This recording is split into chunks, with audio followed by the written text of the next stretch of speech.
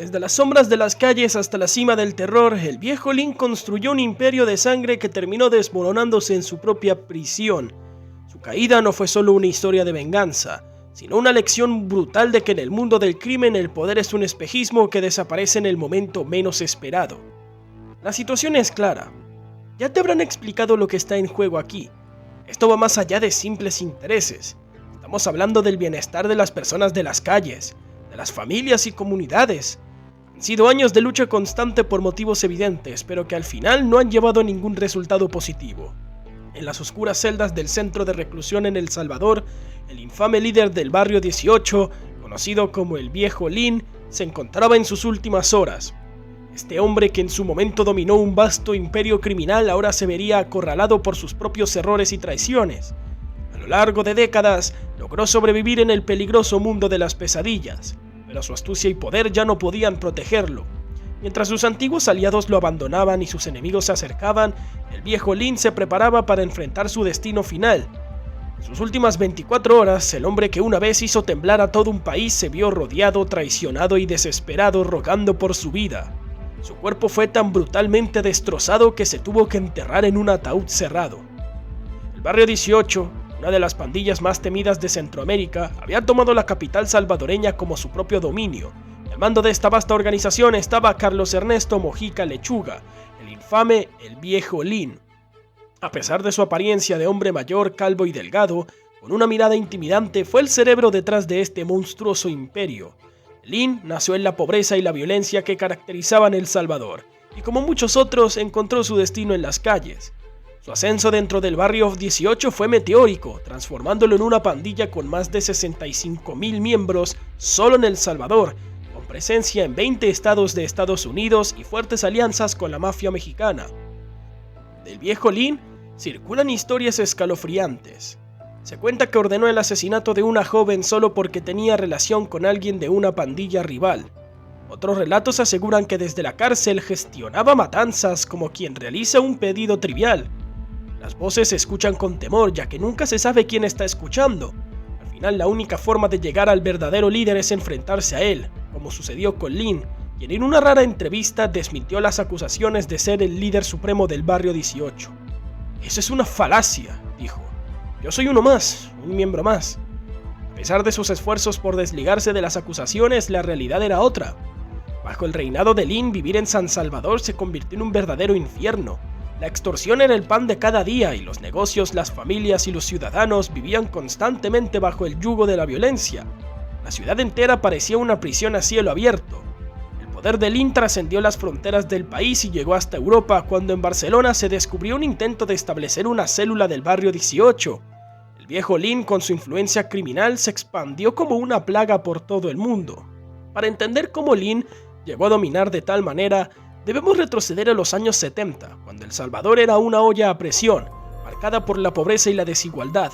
En este contexto, Carlos Ernesto Mojica Lechuga, conocido como el viejo Lin, creció rodeado de violencia.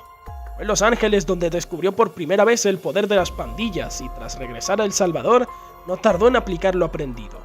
Su ascenso dentro del barrio 18 fue vertiginoso y en cuestión de poco tiempo se convirtió en el líder indiscutido. Lin no solo buscaba poder, quería construir un imperio.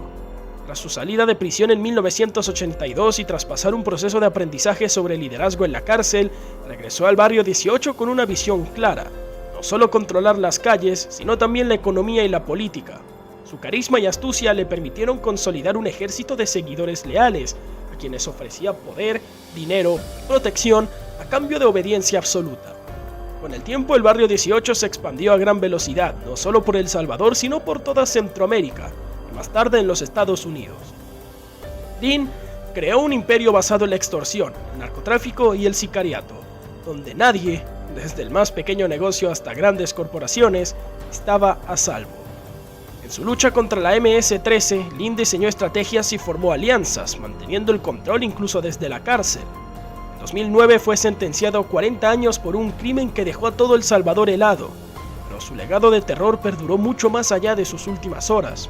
El asesinato de la expareja de Lin, conocida como La Nena, en 2003, fue un crimen extremadamente violento.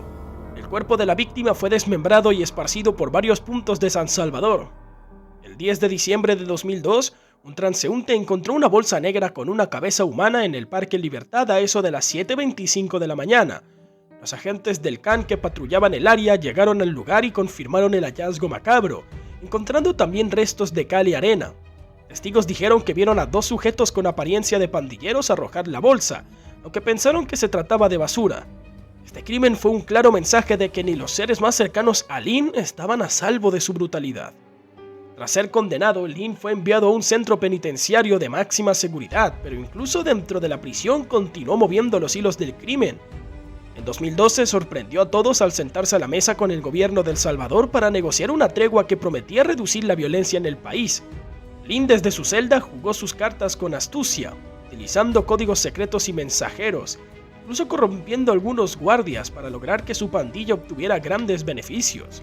Pasó de ser un hombre temido y susurrado en las calles a convertirse en una figura mediática, siendo entrevistado por periodistas que lo trataban casi como una estrella de rock. Con su calva brillante y su mirada penetrante, Lin dominaba las cámaras, sorprendiendo a todos al hablar de paz y reconciliación. Sin embargo, Lin no se conformó con la fama.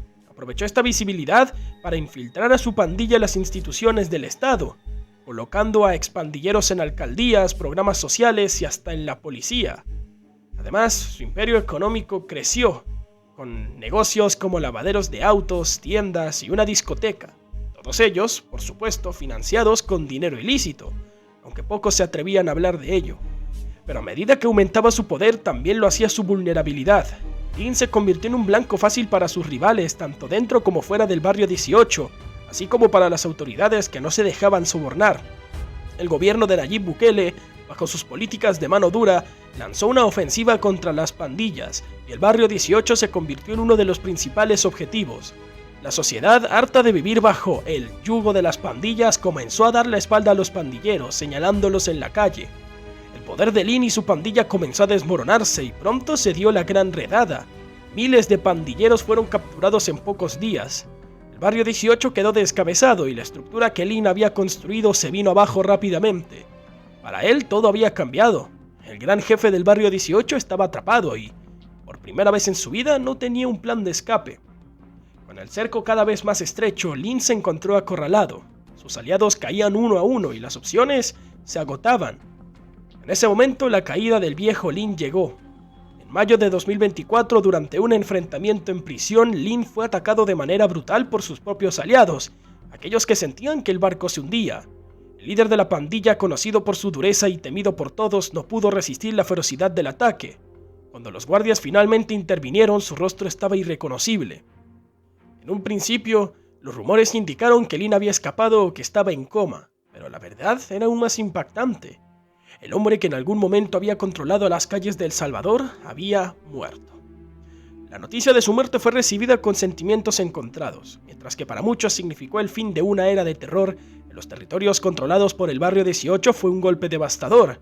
Los rumores sobre su muerte empezaron a circular rápidamente y se hablaron de teorías que incluían una ejecución ordenada por el gobierno o una venganza de la MS-13. Finalmente la autopsia reveló la brutalidad del ataque.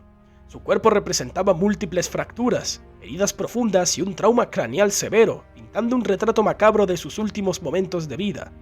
Su funeral, realizado en secreto, fue pequeño y sombrío, sin los habituales despliegues de poder que suelen acompañar a los líderes pandilleros. La ceremonia fue privada, sin presencia de figuras públicas o seguidores. El ataúd cerrado evitaba que se viera el rostro de Lin, el mismo rostro que durante años había infundido terror en las calles de El Salvador. Lo más impactante fue la ausencia total de cualquier tipo de espectáculo o juramentos de venganza, ya que el miedo a las autoridades y las pandillas rivales reinaba sobre todos. Dentro del barrio 18, la muerte de Lin desató una guerra de sucesión. Sin un sucesor claro, las facciones comenzaron a luchar por el control y las calles de San Salvador se tiñeron de sangre una vez más. Pero esta vez la violencia era entre los propios miembros de la pandilla.